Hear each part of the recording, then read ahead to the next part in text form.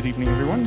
It is 6 o'clock, and I'd like to call the November 10th Longmont Transportation Advisory Board meeting to order. Thank you all for being here. And let's begin with a roll call. Chair Kalkofer. Here. Board Member Starrett. Here. Board Member Wickland. Here. Vice Chair McKee-Burrows. Here. Board Member McInerney. Here. Council Member Yarbrough. Here. We have a quorum.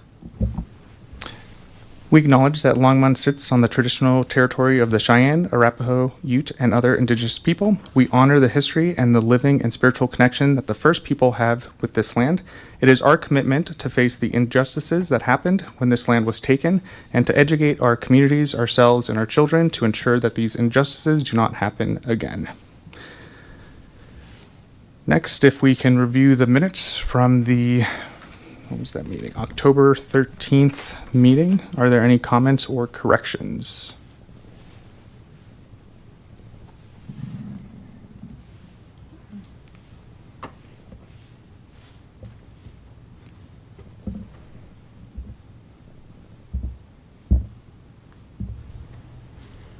I will motion that we approve the minutes from the October 13th, 2025 Transportation Advisory Board meeting.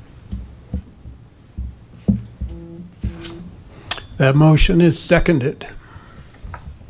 All in favor? Aye. Aye. All opposed? Passes. Okay, now we'll move on to communication from staff. Where would we like to begin? Ooh. Sorry, first, we have a special presentation that we would like to present to Councilwoman Yarbrough for her service on our Transportation Advisory Board meeting.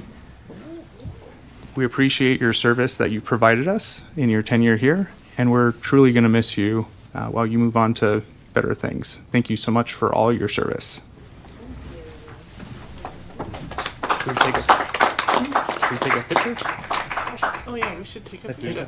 Do we take a picture? Yeah, let's do a picture.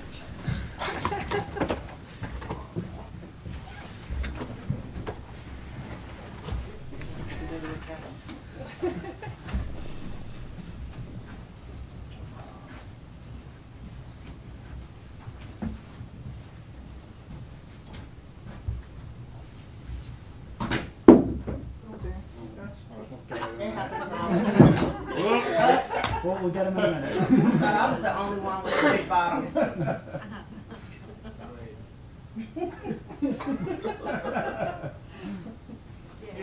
Thank you. Appreciate you all. Thank you.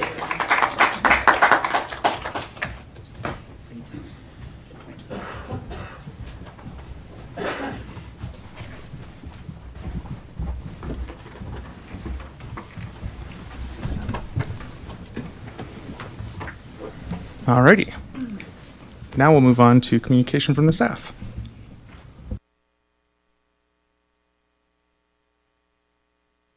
Okay, great. I'd like to call up Caroline Michael for the first update for the NTMP update. Hello, good evening, Transportation Advisory Board members. This is kind of like a short, kind of off the cuff update about the neighborhood traffic mitigation program. There's a lot of background there. It's a current program that we have for residents to fill out an application and apply for. Usually the end goal is speed tables, but we're actually trying to get away from maybe asphalt speed tables being the end all be all of the program. It was written in like 2006, courtesy Ben Ortiz, who did a lot of work on it in the past, but it is in need of an update. Right now we're trying to incorporate a lot of resident feedback and feedback from other staff. Trying to eliminate some of the more unattainable, like average daily traffic thresholds, arbitrary speed thresholds, although there actually isn't any speed threshold defined in there now. Trying to get closer to a kind of quick solution program, because right now it's sort of lengthy, requires a lot of meetings.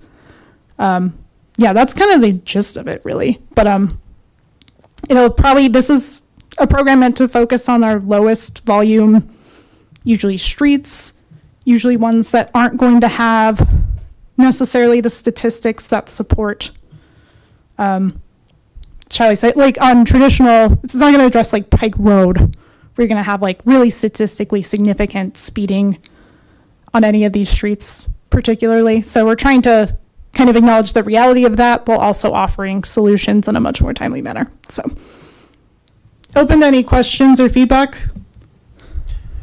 Would this be neighborhood roads in particular? Yes, like local streets and maybe some like neighborhood collectors, because we do still have collectors that do have, kind of like direct driveway frontage. And then what would be some of the mitigation? Would it be speed, stop signs, things of that nature? Potentially, a lot of it would probably be like paint.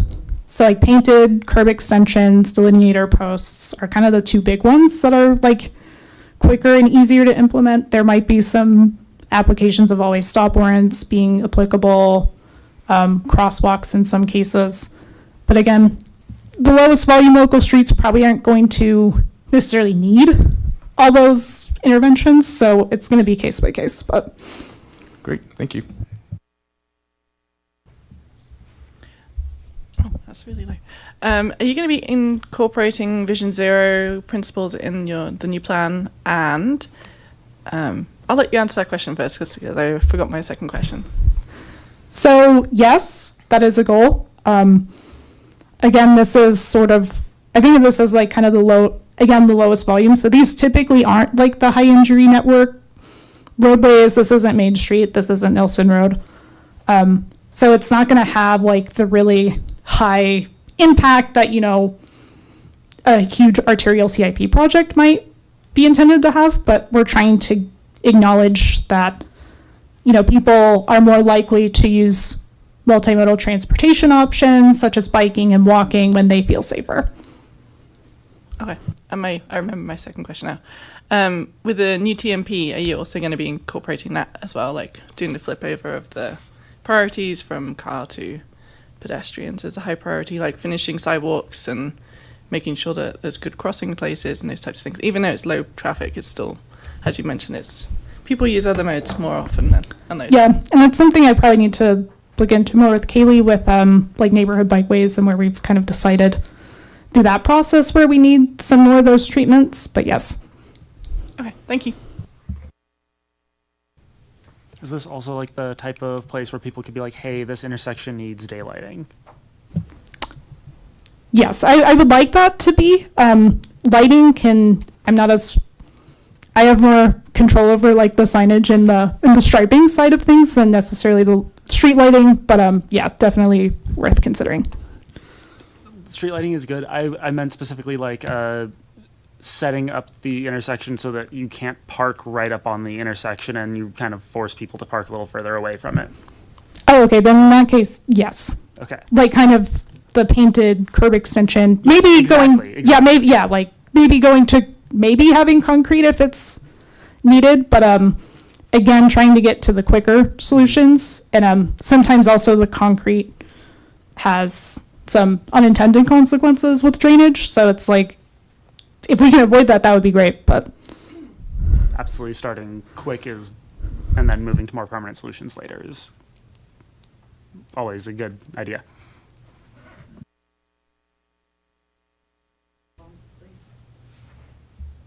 I'll move closer when I'm talking. Okay, thank you.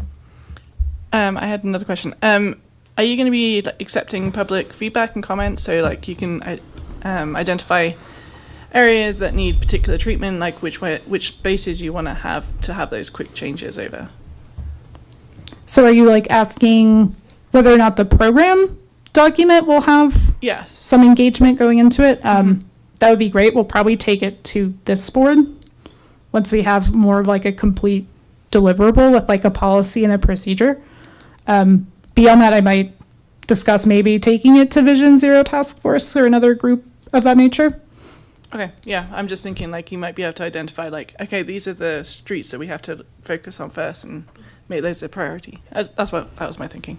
Yeah, and this program is more aimed to address areas where we really won't have large CIP projects larger Vision Zero projects. It's really for low volume local roads that residents feel that there is a safety issue, speeding issue, that they can submit a petition to accelerate some projects that normally wouldn't happen on those streets.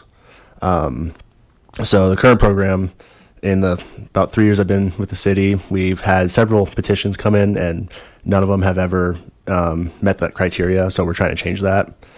So the new program is aimed to be more of a community-focused program and more community engagement program, where if we do put measures out, it'll be based on community feedback and buy-in from the actual neighborhood versus traditional 85th percentile, ADT, and speeds. So we're revising that program. We'll bring that up with the Vision Zero Task Force as well as the TAB Board for recommendation for approval, as this new process will be a new policy that will have to be approved.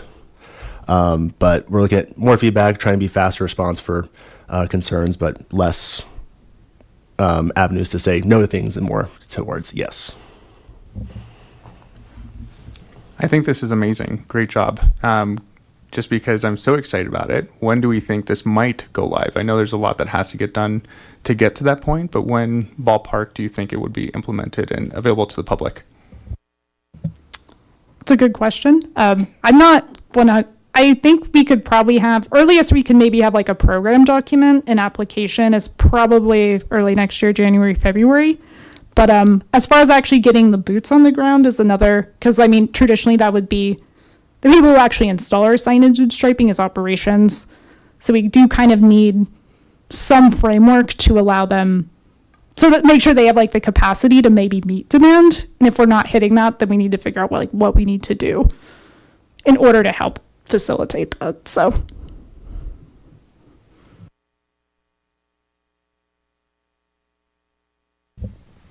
Great, thank you.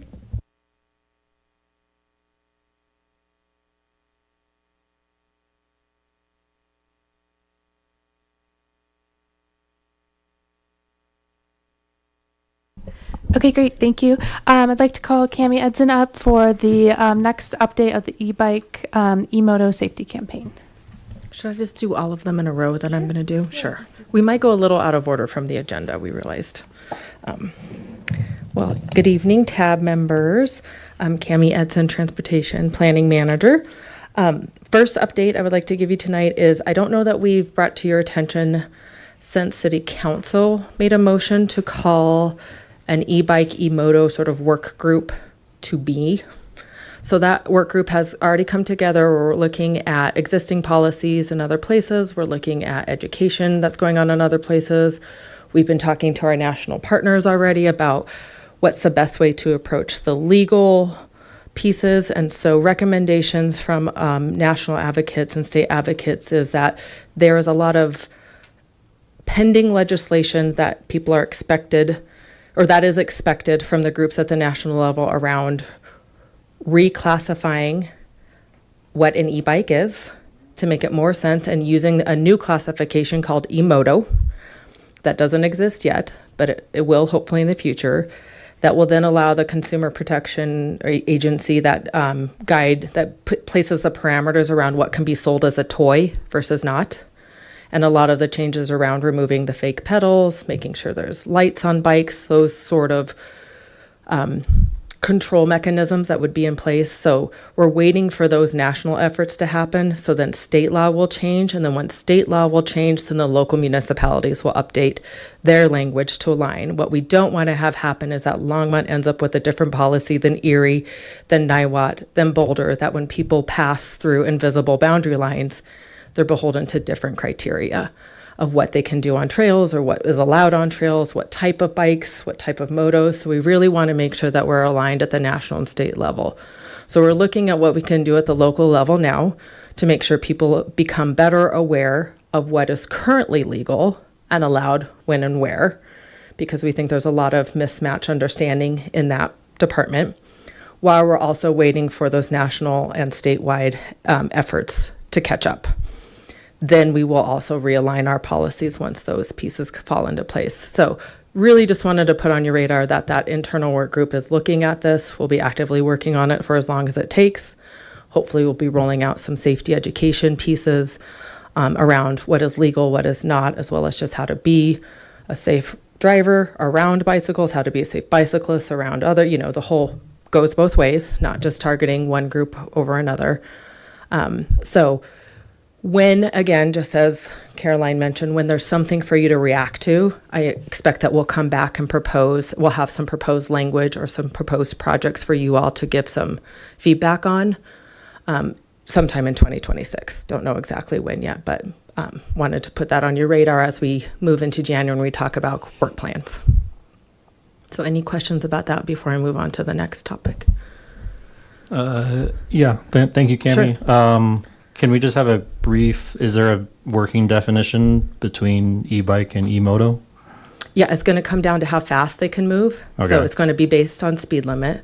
And I think right now it'll be 20, don't quote me on this, but it's 20 or 25, somewhere in the 20s would be I think it's 22, would be that kind of line of definition, which we know some class 3 and some might be able to do that. So the idea is not to make it more confusing on the e-bike side. It's really to sort of clarify the bicycles that are out there right now, or what people are considering the motorbikes that have no clear definition in any of the legislation or enforcement or any of those pieces, how it can be sold. And right now they're being marketed as toys, yet they have giant motors and they can go very fast and they're very dangerous and they don't have lights and all of that. So it's really meant to help clarify the e-moto category, not to necessarily mess with the class 1, 2, 3, but if anything, make it clear what the definition is between those pieces.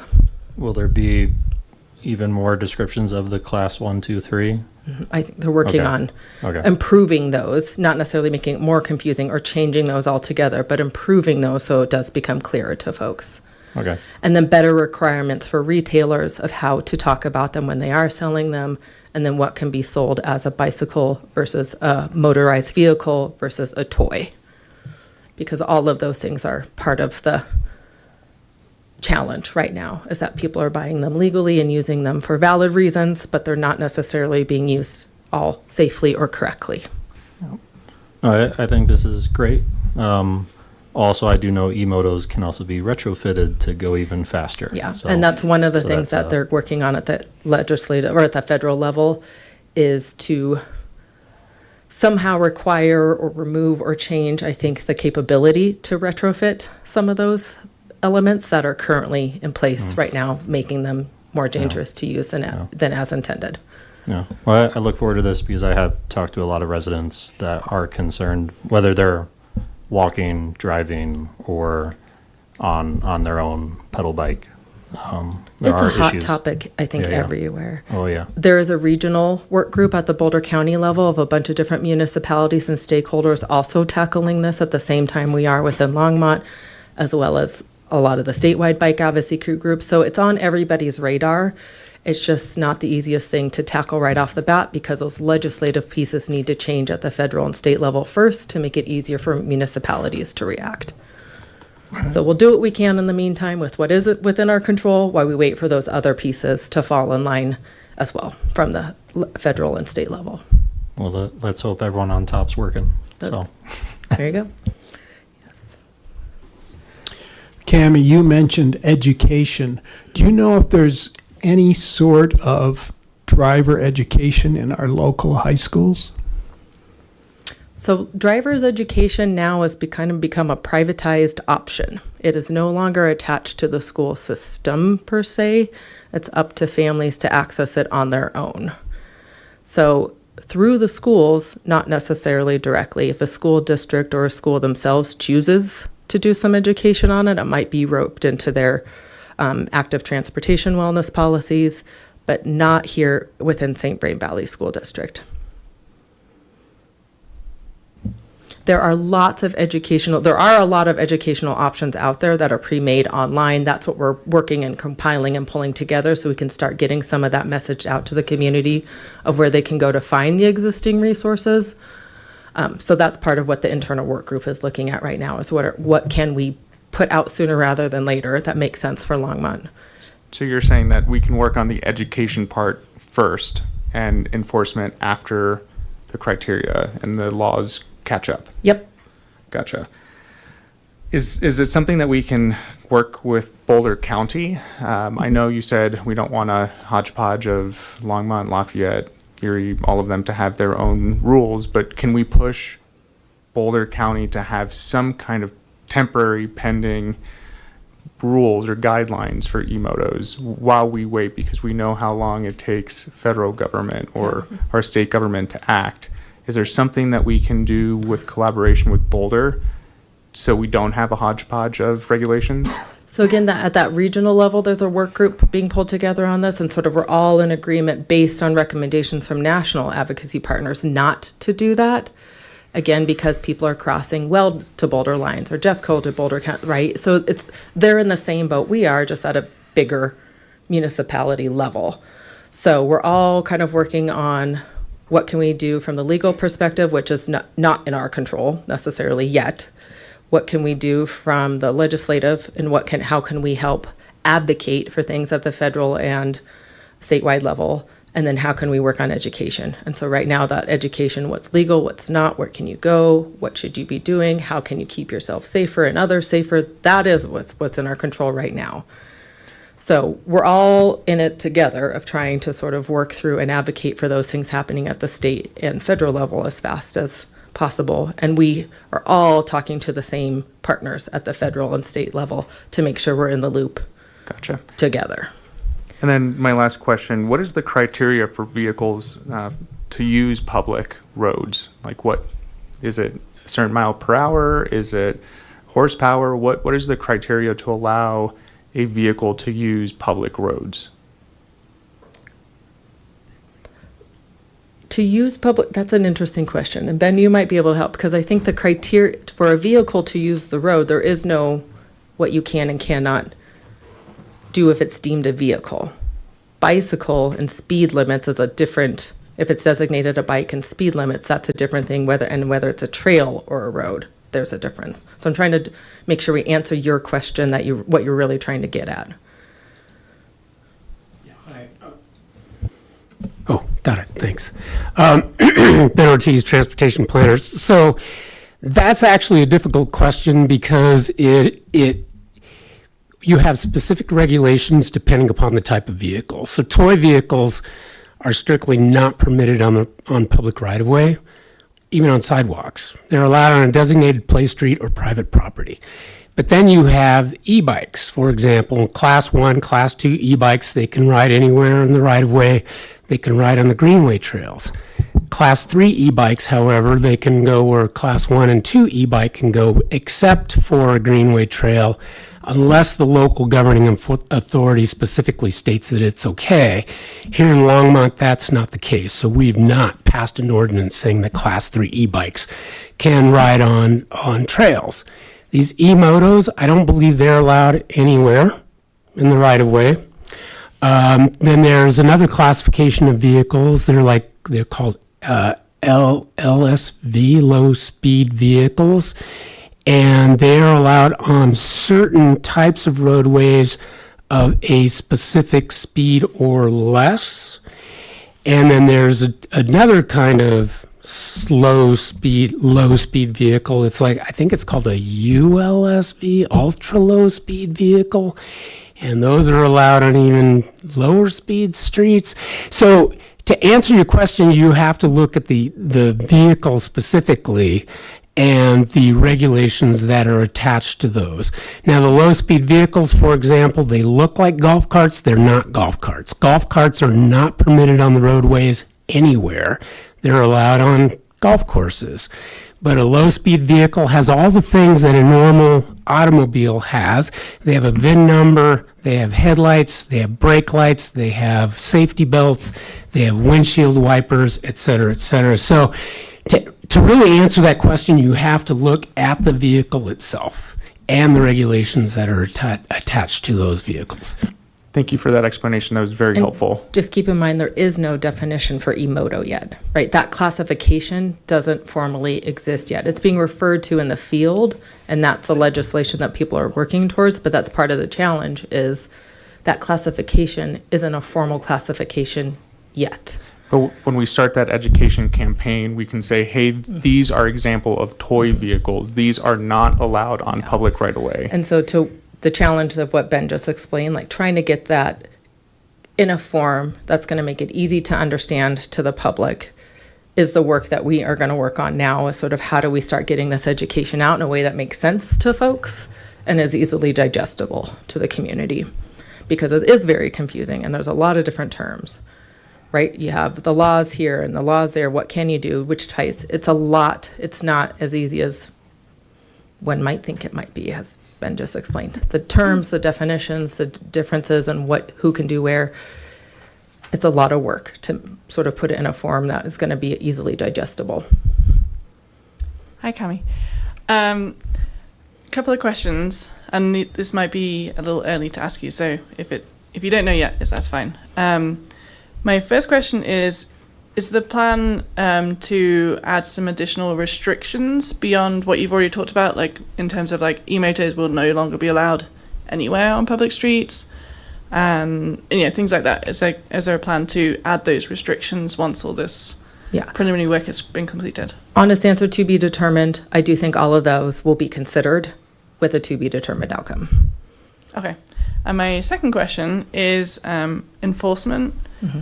Who would be enforcing these particular new regulations as they come up? Like, is it going to be parks, or who would it be in the city? So part of the work group is obviously our law enforcement folks. It is our parks teams. It is so that's the work group that's being pulled together to look at all of this, because the reality of how do you enforce it, who will enforce it, are questions that everyone's is asking internally too. So again, to be determined, but all of those are being discussed and will continue to be discussed. Okay, thank you. Yeah.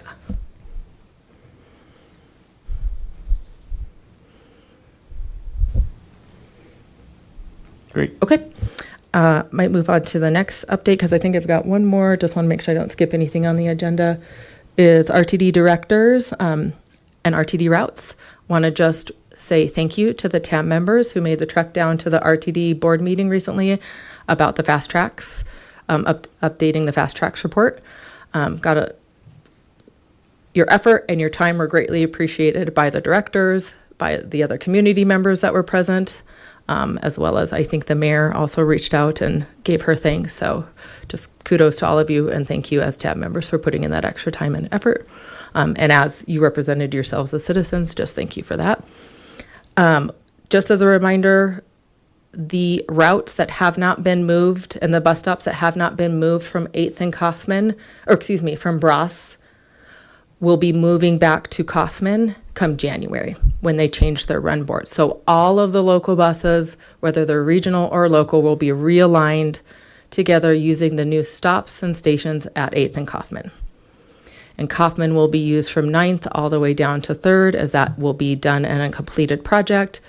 So the idea is to get them off as much, the buses off of Main Street as much as possible, as soon as possible, until the First and Main transit station is completed. So once that realignment happens in January, that Kaufman will be used from 9th to 3rd. It will remain that will be the route until the First and Main station is completed.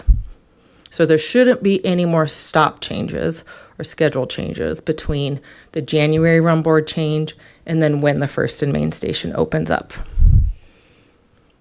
So it was a little hard realigning in August, as we know, when some of the local routes moved, but not all of them did. Some of the regional routes moved locations. So January, they'll all be realigned, which should be much easier for members of the community to make their connections between local and regional buses. So it's a good thing. Have we informed the businesses of the changes? Yeah, so they have been, especially from the Kaufman side street, for the project of what's going on, and they will also, the community as well as businesses, as RTD is finishing up their comms, Transport is finishing up their communications packages, we will make sure that those get out to the businesses and the local residents who are directly affected, as well as the larger community. So those sort of communication packages are coming forward soon. And how much notice will those businesses get? Do you know? Well, there's RTD who posts their schedule, and then the city of Longmont will do some complimentary communications as well as soon as RTD puts theirs out and Transport puts theirs out. And that should be coming in a matter of weeks at this point, yeah. Great, thanks.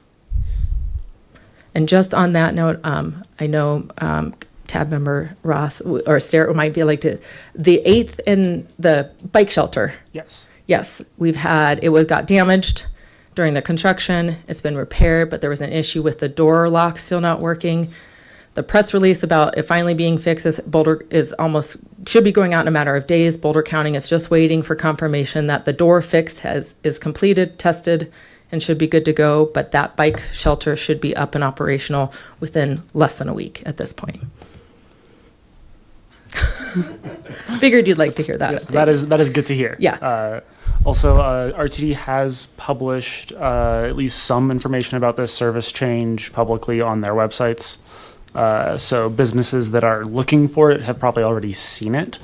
But it is something that we can also share with them. Like, hey, here's what's happening. Here's where RTD has posted about this. On all of the existing bus stations, I think they have had the posting is up on the post itself has been up for a while. But that doesn't mean everyone's going to look at those yet. So we need to do some additional communications. Yes. Yeah. Yeah. And I think that is it. The last thing I wanted to put on your radar, it's not on the agenda, but at the city council meeting in December, I think it is December 18th. No. December 18th. I'll double check. In December, I think it's the second council meeting of the month. The consultant and project manager is going to be taking up Colorado 119 and Hover, the intersection that you all gave feedback on a couple months ago too. The CDOT team, I will say, has really heard your feedback as well as staff's feedback on how to improve multimodal access and crossings and safety in the area. So that will be coming up for council review. December 16th, not 18th. Sorry, wrong day. So just wanted to put that on your radar. Sorry, Cami, to go back to RTD. What's the next step for the RTD and pushing them on fast tracks? Have you had any more feedback from EPEC or from Karen Benker? Yeah, so I think the city of Longmont will be drafting a letter as well as the mayor has already submitted the Northwest Mayor and County Commissioners Group has already submitted a letter on the behalf. All of the individual municipalities are up next to submit letters to sort of reiterate the messages that they've been hearing about, complete the plan as intended, use the funding as intended, develop a complete plan as part of this update since the plan wasn't really present. So those same messages that were carried forward in the previous RTD meeting, we will be sending a letter directly from the city of Longmont as well. So there's sort of the power in numbers. Okay, thank you. Mm-hmm. While we're talking about RTD routes, any news about the bus ride to the airport? So communications have opened up with RTD and DIA as well to come together and have a conversation about what would it take to bring a bus back. So when is that happening? I've got to TBD? get it scheduled. TBD. So yes, I've got the staff. I'm waiting for the staff lists from each agency to see who do they want included in each of in the meetings. So once we get all of the staff names that they're interested in making sure is at the table, we'll initiate that conversation. Is there anything that you need from the public to provide support or That's a good feedback? question. Thank you. Yeah, I don't think at this point, because part of it is going to be an exploratory conversation about what is needed to get there, what data or what support or what would be. So it's a very much of a brainstorming initial conversation. And I think once we get a little more clarity on, is there a path forward that we see based on what DIA might need or what RTD might need or what City of Longmont might need or some of the northern communities up here, then I think you will definitely go back to the community for input on. But I think it's just too preliminary at this point. Okay, because the last thing I want is for them to say, oh, there's not enough ridership.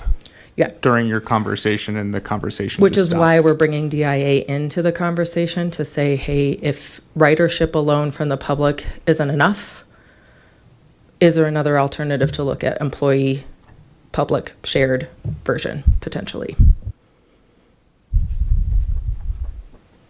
Is there any plan to include like Lafayette or Erie in that meeting? Mm-hmm. Awesome. Yeah. So I think part of that is that what would it take? What would we need? How many groups would need to be involved, way too, like routing, nowhere near knowing, having any of those answers. So it's really just to get to the table to explore the idea of what would it take? What do we need to look into more? What data do we need? Because we know ridership alone from just Longmont might not be enough, essentially, to get a bus warranted back. So all to be determined, but at least the conversation is going to happen. So that's a good step forward. I'd just like to introduce a concept, and I'm not expecting you to respond this evening. The concept would be Skyride Longmont. That would be expanding our current Ride Longmont to go to the airport. Maybe RTD could contribute some money, maybe not, but that might be another alternative. Thank you. Yeah, definitely worth considering. And just so you know, too, RTD is one of the agencies that is currently paying for Ride Longmont right now. So Maybe they could pay a little more for Skyride Longmont. heard. Yes. Thank you. Great idea. Thank you. I think I'm done with my updates. Well, one more. Oh, sorry. Tammy. Yeah. Sorry. For RTD in this meeting, can you kind of explain how they determine projected ridership? If that's a determining factor to make a route, like even though it doesn't exist. That is one of the questions that I have on my list for them, is to explain to us what is the modeling clearly, so we understand the modeling that they're using when they talk about their ridership to use to justify. So I don't have that answer for you today, but it's definitely on the list to ask RTD. I would very much like to know that. Sure. Because I think Understood. that's always a hurdle, and sometimes they're usually wrong. Just like Ride Longmont, we're proving RTD wrong. So we are way better. There you go. I will say, just so you all know, like RTD is very interested in having this conversation, as they want to see what will it take to make it work. So are the DIA folks. So I think people are very interested in this concept of figuring out what it would take, and is there a shared transportation demand management approach with public use in some way as well.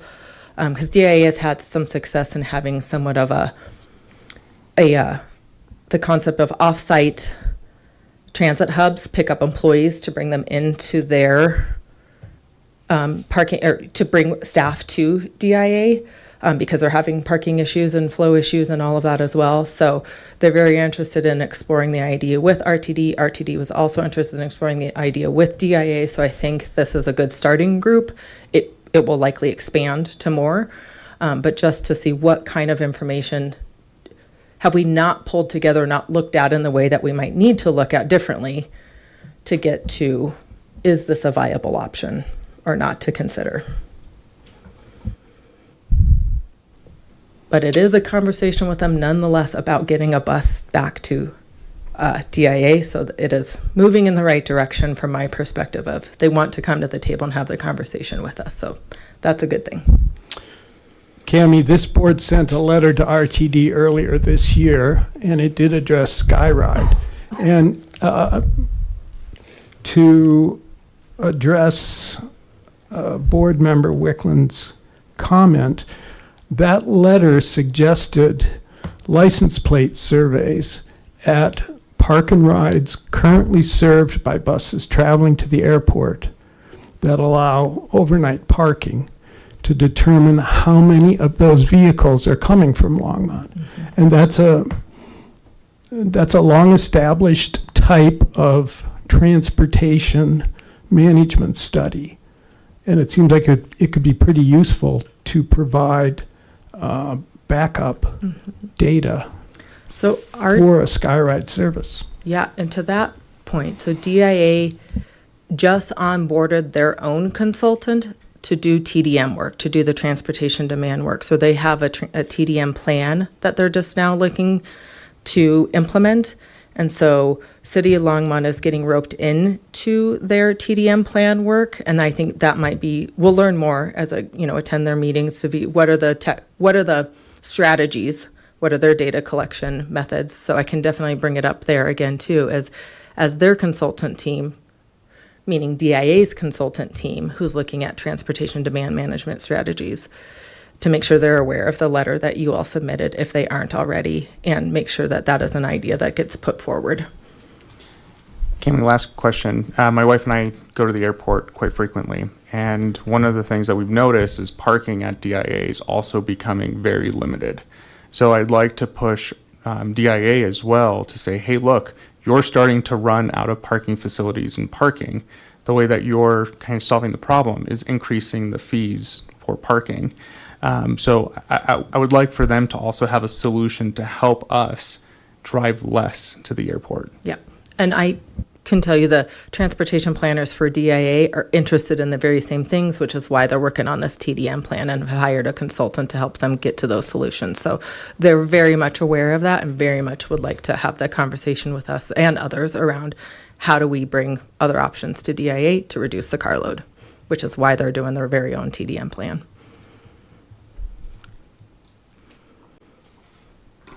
Yeah. Okay. Thank you.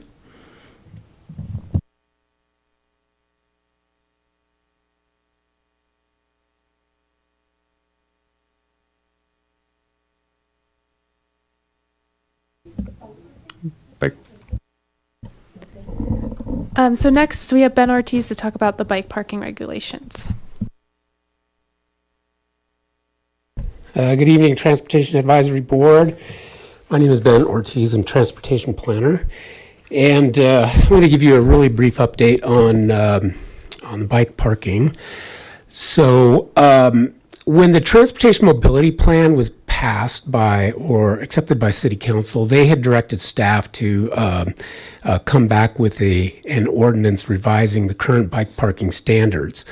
And so they wanted us to amend the existing standards so that we would apply bicycle parking based on land use type.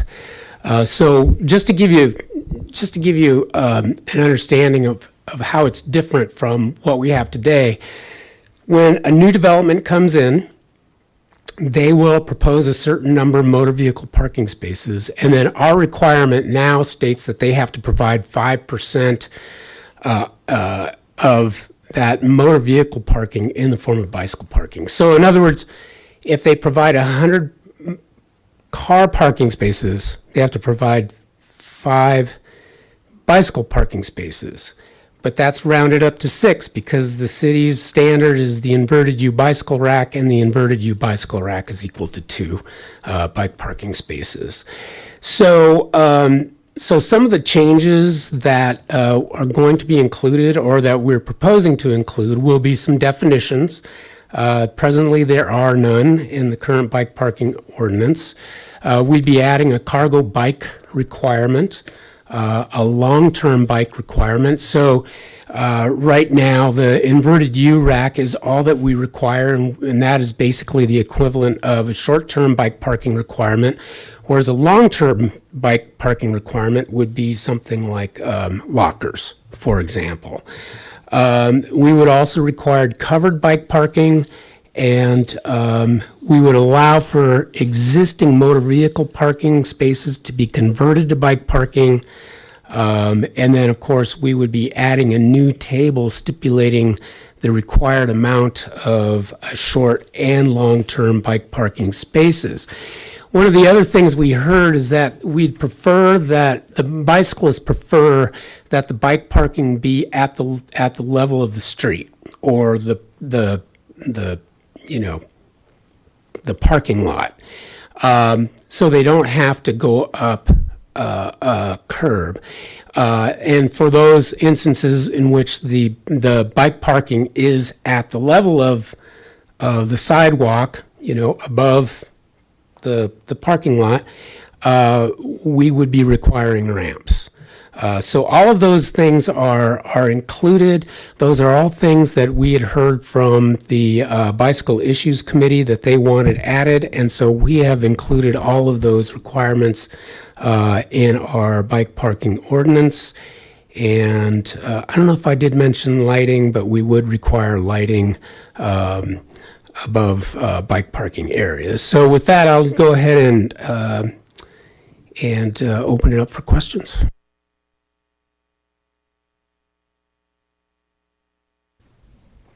Thank you, Ben. Where would the long-term bike parking be required? So one of the things we had thought about was, well, what if an office building, for example, allows room for long-term bike parking?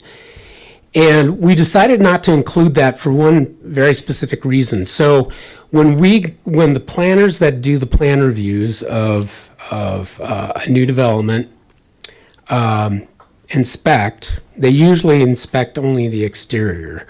And so what happens is that once a building is given their certificate of occupancy, the planner really no longer has any authority to go inside the building. There's really no reason for us to go inside the building when we do our initial inspections anyhow. Everything that we inspect is outside the building. So in order to ensure that the development is meeting its bicycle parking requirement, we would be asking that everything be included at the exterior of the building so you can see it from the street level, if that makes any kind of sense. Yes. I guess, I'm thinking of situations that I've seen or where friends around the world live, and you think of multifamily units, apartment units. Is there any rule for that for secure storage where it's secure shared bike parking? Well, part of the long-term bike parking requirement could include a number of different things. And so it could include shelters, for example, lockable shelters like what you see over there at 8th and Kaufman, as well as the bike parking shelter out there by Oscar Blues. So those are a couple of examples. I did a site plan review for an apartment complex.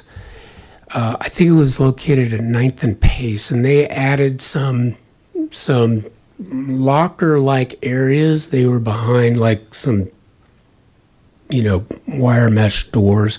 The bikes were hung vertically.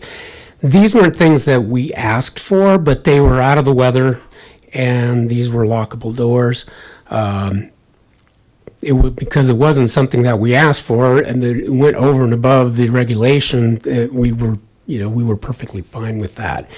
The concern is that, again, that if they do it in the interior of the building, we don't have a problem with that. If they want to do it, they can, but we can't determine that they're continuing to do so, and unless we get a complaint, we have nothing to fall back on to say, hey, look, you guys are out of compliance with your site plan. You need to fix this. So it's out of their good graces if they decided to do an interior just for aesthetic purposes. I mean, they could do it over and above what the regulation would require, and we would not have a problem with that. If they wanted to put in an interior room for bike parking, we have bike parking inside across the street in my office. We think it's great. Yeah. And we formerly had bike parking out in the courtyard, but all those bikes were subject to getting rained on, so we'd moved some of the bike parking inside. It doesn't meet our bike parking requirement, but that's where people prefer to put their bikes. I think that the lesson is that a lot of people would like the opportunity to get their bikes out of the weather if they can. And so that's one of the reasons why we're including the long-term bike parking requirement. And most of those do provide greater weatherproofing than just an inverted U-rack. All right, thank you. Oh, and I also failed to mention that we're proposing to bring back the ordinance to the TAB, the full ordinance to the TAB, as well as the Planning and Zoning Commission in the first quarter of next year. I'm still working on some of the graphics. Those need to be worked out. So not quite done. I think the language is largely done, but we have a little ways to go. Hi, Ben. I know, it's a surprise I'm asking a question. I'm presuming it's very similar to the version that Vic already looked at, the one you already have. That's correct. With the changes that the Bicycle Issues Committee requested of us. Okay. So there were some things that weren't there that you all wanted that we added. Okay, great. Question about the long-term bike storage shelters. Will they be accommodating all types of bikes, including bikes with like trailers, or also cargo bikes, of course, because, you know, that's what I have. Well, now that I think on it, I don't know that that's clear, but we could make that clear and ensure that they are. Yeah, because I'm imagining like families who live at apartment buildings will have a trailer that would attach their bike, and they're going to need some space to do that. To Yeah, of course. Because if it's all those vertical ones, then that's really hard to do with the really heavy bikes. So. And e-bikes. And e-bikes as well, yes, of course. Okay, thank you.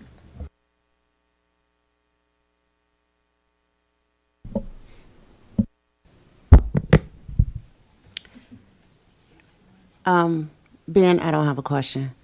I'm just wanted to say that I have to leave. I am supposed to be in a meeting, Longmont Housing Authority meeting. Commissioners are going over there. So I know city councilors are walking by like, what is she doing in there? So, but we're having that tonight in a few moments. So I just wanted to let you know why I'm leaving, and thank you again for all of your expertise and your intuition and your knowledge and everything. It's been a pleasure being on this advisory board with you. I'm looking forward to all the things you're going to do with Vision Zero, and also with First and Main, and all the things that are going on in the city of Longmont. And I know that you will make it better for the future, because I will be holding you accountable. All right. So thank you again. I appreciate my certificate, and so proud of each and every one of you, and that you are serving our city, your city. So thank you so much. Appreciate you.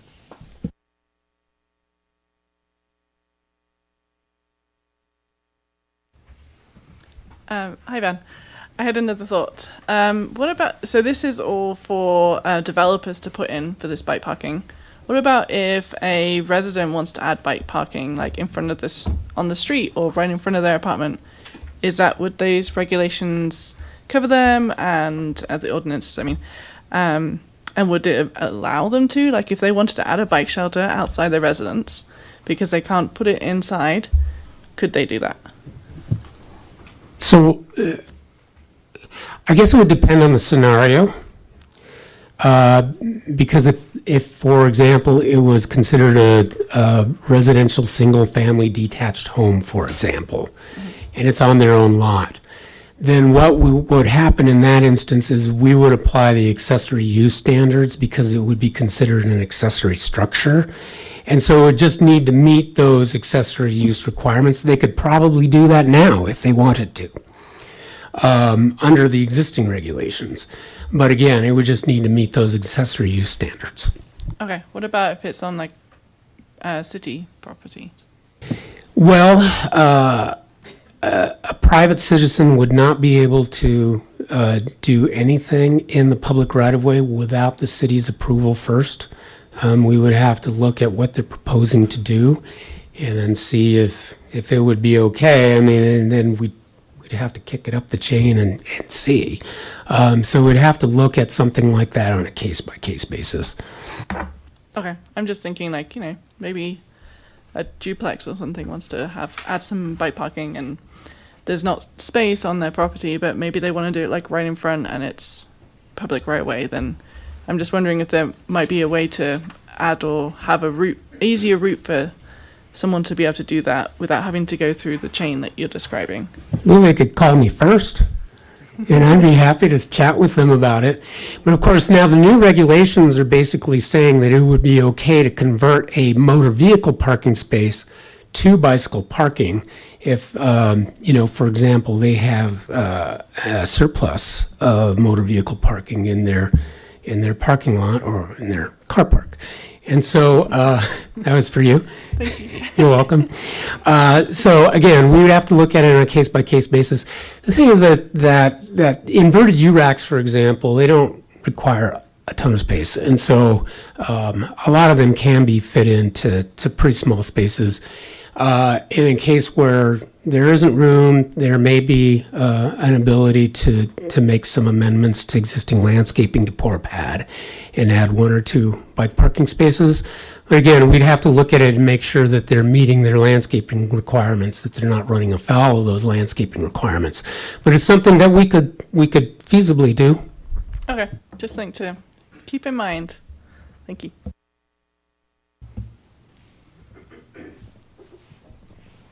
Great. Thanks, Ben. Appreciate it.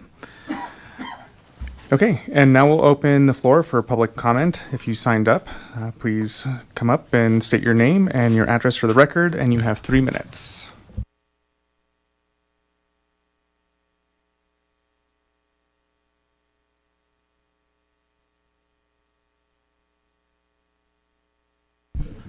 Sharon O'Leary, 530.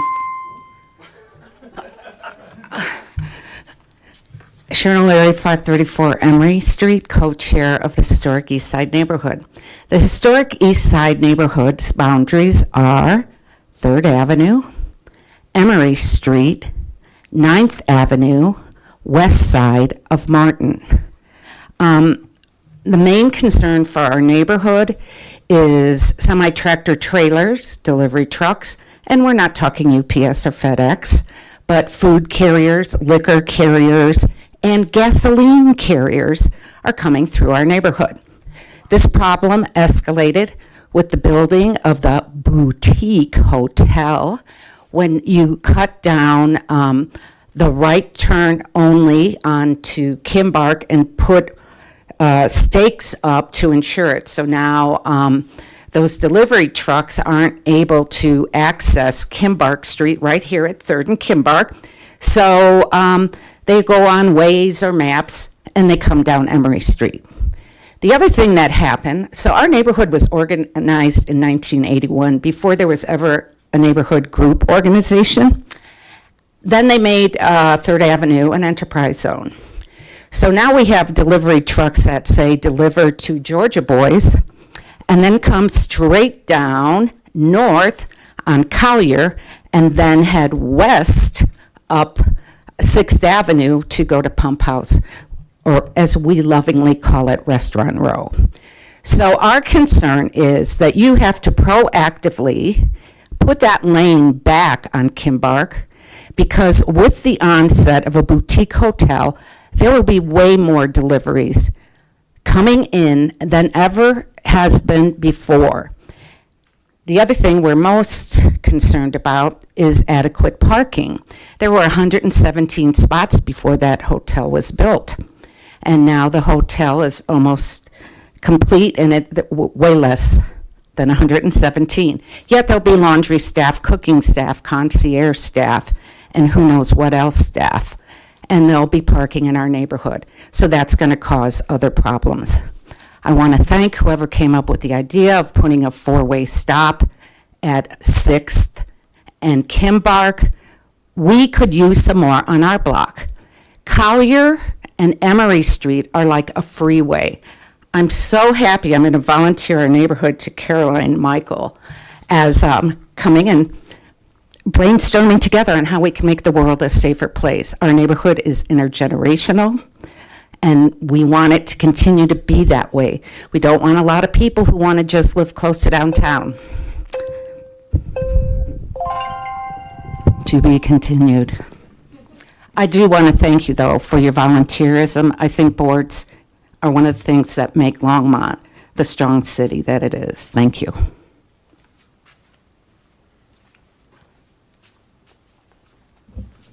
Thank you. Is there anybody else?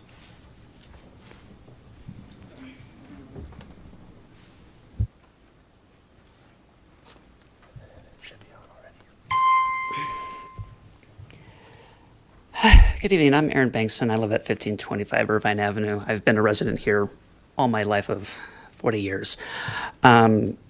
Which, looking back at that history, is something I want to address. About 20 years ago, when US 66 was widened at 287 to put in 4 lanes, and that median pretty much blocked all traffic from able to make a left-hand turn prior to the intersection. And at that time, Longmont Dairy had a storefront there. It was more than just for those of us who lived here to buy milk, ice cream, other local produce. It had a very helpful point for tourists to learn about Longmont, Lyons, Estes Park, and Rocky Mountain National Park. And when I was looking at the detailed plans for the additional widening of 66 and the use of 3/4 turns, this is where I just want to emphasize looking at second and third order effects of how these turns are going to affect the businesses, the churches along that route, and where traffic could end up flowing through unintended consequences of, for example, Lightbridge only having a right turn out. A lot of them will probably go down Francis Street and 21st, which are collectors not designed for hundreds upon hundreds of vehicles all at once.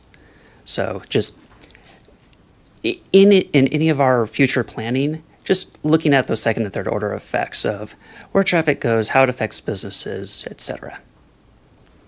Thank you. Thank you.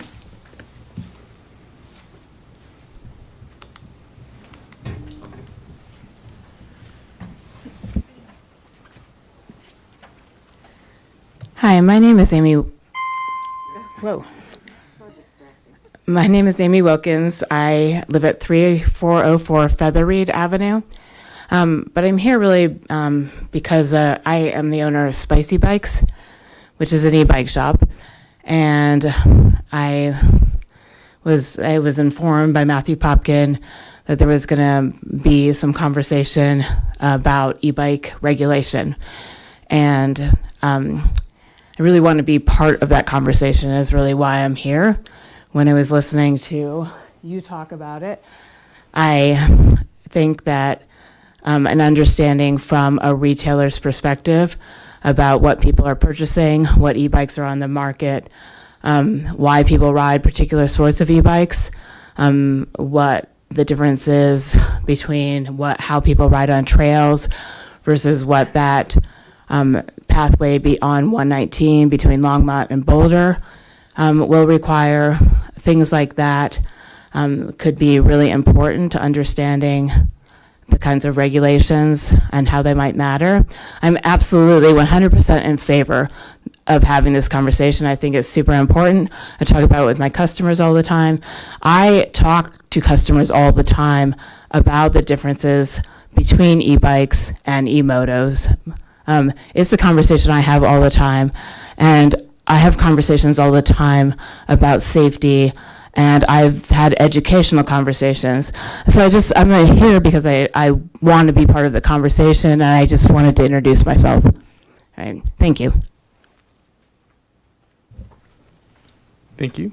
I believe that's all public. We actually have one more. Got an email from, got an email from Dina about a variable message board on Kaufman Street. So that was placed by a city contractor for the Memorial Day parade. However, our city code doesn't allow for blockage of sidewalks and bicycle lanes.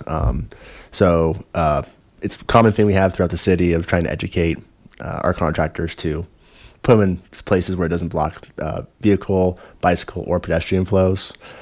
So we'll be looking at those in better locations in the future and try to educate our contractors better for putting stuff in locations where they're appropriate. But if you do see that anywhere in the city, it's usually a reoccurring issue as contractors tend to think they have the best idea to put things in areas against our regulations. Please feel free to put a email in or a service works request in.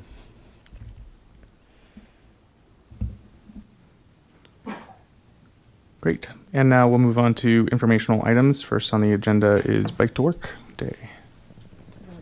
Oh, wait. So we got board approval. Oh, yes, board approval of candidates. Stephanie, sorry, Ben, we have to do the board approval of candidate recommendations. How do we conduct this? Cami or Stephanie? Cammy's going to address this.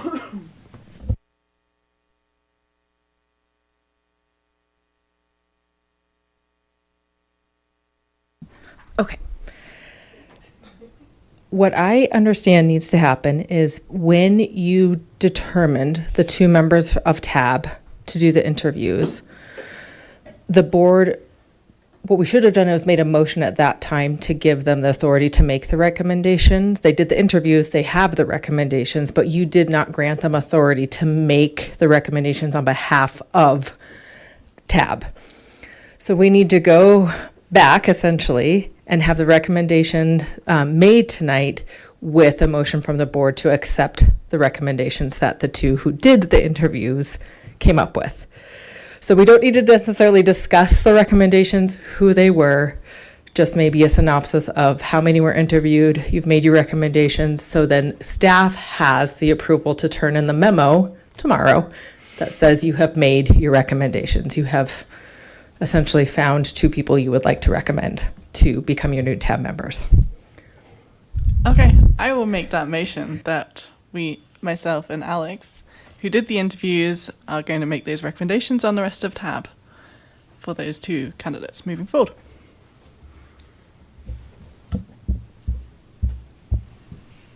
I'll second the motion. All in favor? Aye. All opposed? Motion passes. Well done, TAB. We will make your recommendations known and pass that forward to City Council for consideration when they review all the board recommendations. So thank you. Thank you. Okay, sorry about that, Ben. Now we'll move on to information items. On the agenda is Bike to Work Day.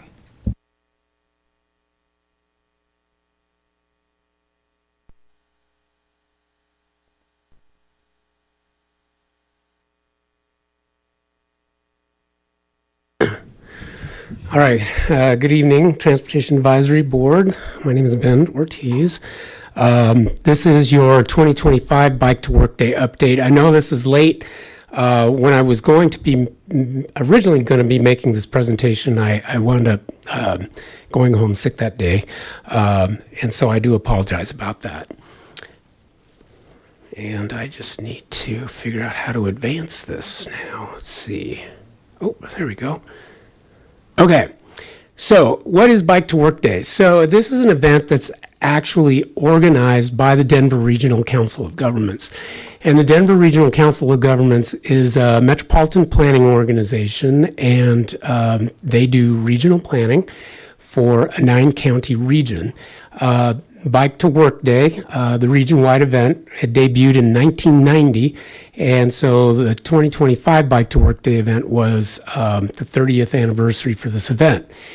The intent of the program is to encourage bicycling for transportation-related purposes, and it's just to show people that, you know what, you actually can use a bicycle for transportation. So last year, DRCOG reported to us that they had approximately 15,000 participants, and they saved about 729,000 vehicle miles of traveled on the day of the event. So it's not an insignificant amount. So the city of Longmont has participated in this event since pretty continuously since 2000, with the exception of a little blip around COVID. I was the event organizer for most of those years, dating back to 2002, which was when I started with the city, but not all of this century. So most of the city's hosted stations, they've all been located here at the Civic Center, in the plaza between the Civic Center and the library. And we have had another department host a Bike to Work Day event over at the Longmont Service Center, which is located on South Sherman Street. But their participation has been sporadic. they've hosted maybe 3 or 4 years over the past 20. It's something that they like to do, but apparently they don't have the staff to devote to it on a continual basis. So I thought I'd go ahead and report the numbers of riders we've had over the past few years. So this is kind of the tail end of COVID in 2022, where we had 81 riders come to our station over here at the Civic Center. Now, when I say 81 riders, I mean those are the people who actually signed in. So we do have people come and they'll ride in, they'll have pancakes, they'll have sausages, they'll have orange juice, but they won't sign in. Weren't able to capture them all, and so we think that the number is probably a little higher than this back in 2022. And I would like to highlight that those folks on on that tandem there, they used to be my next door neighbors down in Broomfield. But they had the good sense to move to Longmont, so I do miss them terribly. Anyhow, if you're watching, hey. So, in 2023, we had 82 riders reporting. Who is that guy? He looks familiar. Oh, that's Taylor. All right. Well, he did pose for the picture, so it wasn't candid. So again, the numbers were about the same. So, but then in 2024, we had a slight jump. And, what I did want to report is that all these years we've had the Longmont Lions Club have volunteered to griddle our pancakes and sausages for us. People love their pancakes and sausages. And then we've also had the Longmont Bicycle Company. They're over here at 3rd and Main, and I think they're expected to move their store here pretty soon. They have offered to provide tech support for our riders. And then you'll notice in 2025, we had a fairly significant jump of 138 riders signing in. So what happened? Well, I think there were a few things that happened between 2024 and 2025 that had an impact on the number of riders that signed in. First off, back in 2024, we had a raffle for the first time. And again, it was just me pretty much managing that station. But if you came, you'd get a ticket, and then you could potentially win a good gift. And the gifts we bought were really nice. I mean, it wasn't just, junk. It was good, real quality bicycle equipment, lights, bells, locks, that sort of thing. And then, again, you'll see a large jump in 2025. And so I think, so back in 2024, we had one raffle, and that was in like 8:15, 8:30 or so. And what we heard from a lot of riders that they complained to us because some of those folks had to be there at work by 8 o'clock. And they told us that they could not participate in the raffle as a result of that. And so we heard them. And so we held 2 raffles this in 2025. We held one in the 7 o'clock hour, and then we held one in the 8 o'clock hour, sometime around 8:30 or so. But the raffle made a big difference in terms of our boost in numbers. But I think what one of the other things that made a big difference in the boost in numbers was that if you wanted to get a plate for food, you had to sign in. If you wanted to get a ticket to participate in the raffle, you had to sign in. So there was some good incentive for people to actually sign in, and I think that boosted our numbers.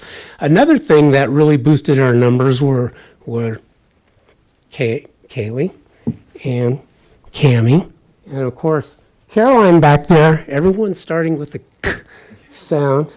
Have all been extremely helpful, but last year in particular, because rather than me just managing the station, I had help. getting people to sign in, and then of course Kaylee was really instrumental in reaching out to the business community and bringing in a bunch of organizations that could come in and participate. They set up booths, and it was great. It was much more like a festival type of an atmosphere, which was one that we just didn't have before, and that I did not have the bandwidth to do on my own.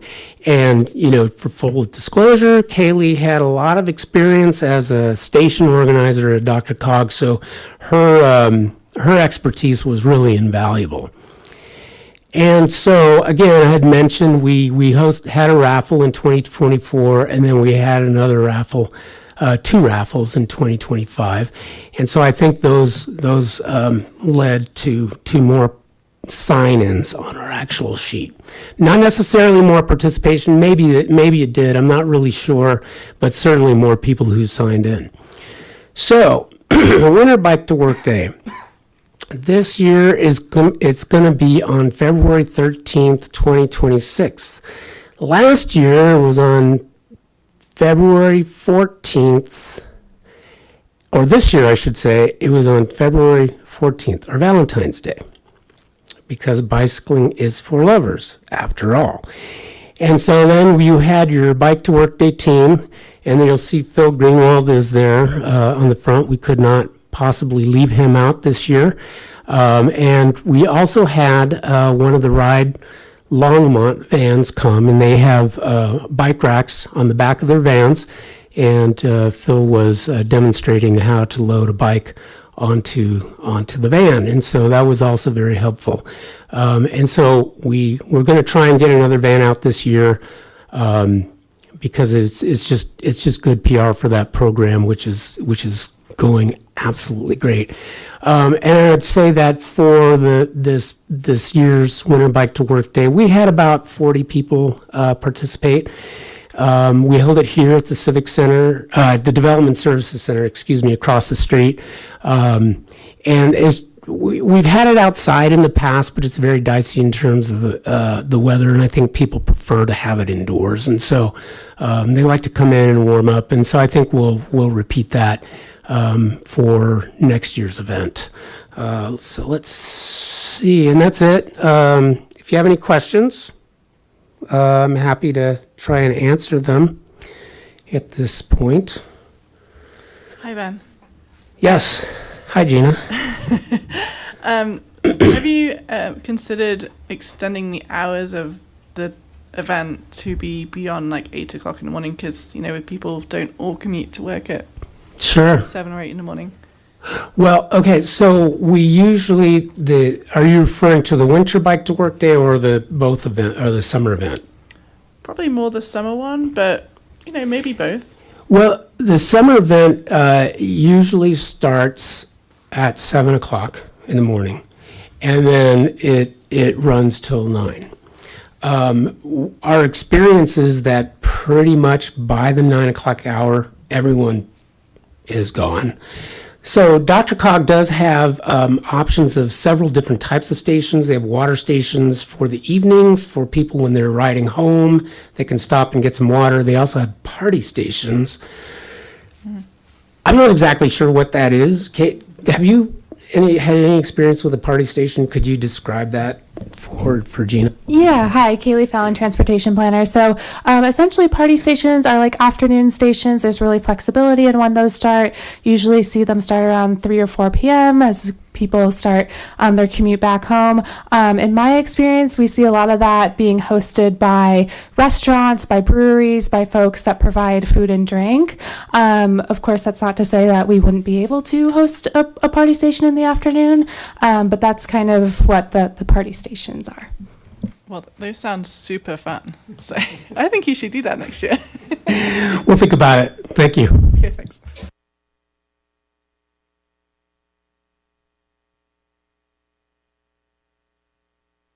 Any more questions? No? All right, thank you. Oh, there is. Yep. Okay. So you've been at them for a while. Does it feel to you like participation is increasing other than just like the getting more sign-ins, or do you think that it's just that people are actually signing in more? I'm going to say both. it feels like there's more participation as well as, but because we added the incentive to sign in, we did get more sign-ins this year compared to last year. And so we'll continue with what we know works. But yeah, I feel like we are getting more participation. Bicycling is I don't know how to say it. You know, there was a ride called Critical Mass. You may remember it, and I feel like we're getting to that place in Longmont where the discussion is just really moving in that direction of human-powered vehicles, and bicycling is becoming more of a presence here in Longmont.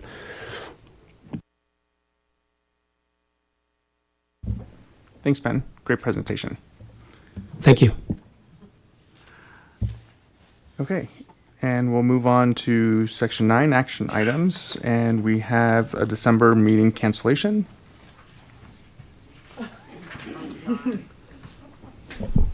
Hi, yes.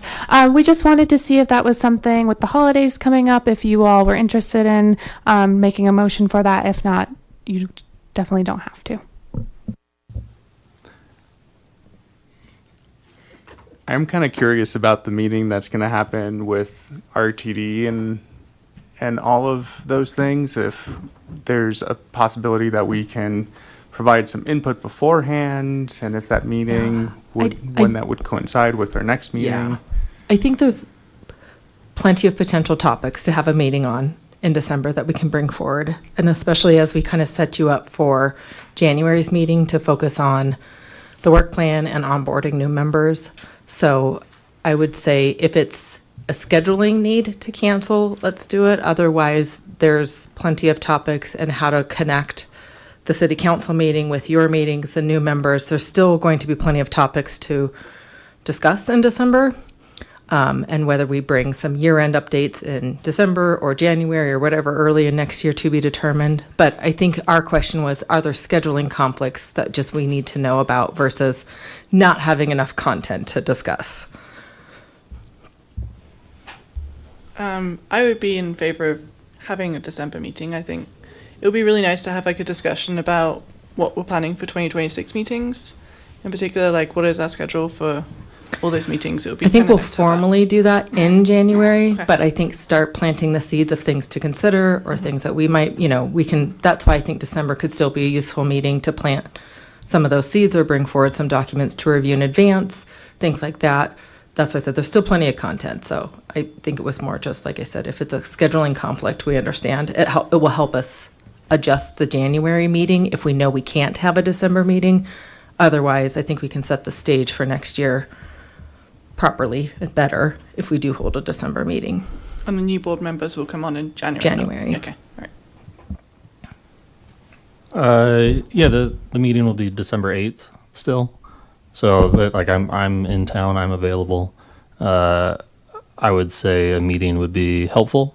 Also because then, we usually go through our end of the year, what we've done, and then that goes to council, and then January can start with a work plan. Hopefully, as long as we have a January meeting as well. So I'm very keen on still continuing. And I'm also available. I don't know if anybody else is not available or available. All right, we will continue on with our meeting. Thank you.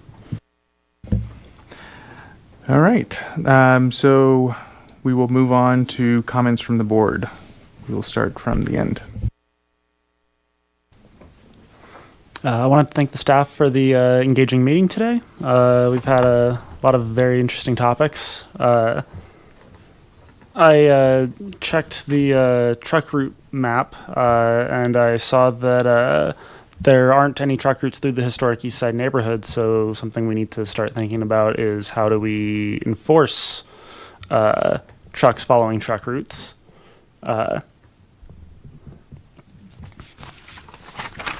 And I'm also very pleased to hear that RTD is getting our transfer situation worked out sooner rather than later. And I'm excited for our next meeting in December. I guess I second everything that board member Starrett. That's it. I would just say Ross, but all right. But then also I want to thank staff for a very meaningful World Day of Remembrance last week. I was there. I didn't know what to expect when I showed up, but it was actually quite beautiful. So good job. Thank you, Kyle, for bringing up my email.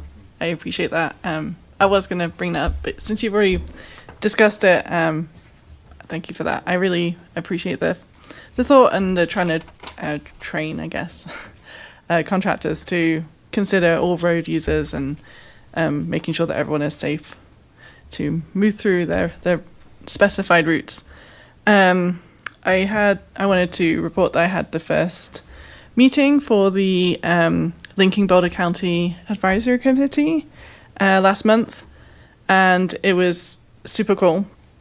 There's 15 members from all across Boulder County. It's very, very diverse pools from all different types of community members with all different needs from transportation. So I'm really excited about the process. We're scheduling our next one for early December. So I'm looking forward to seeing where it goes. But yeah, it was great.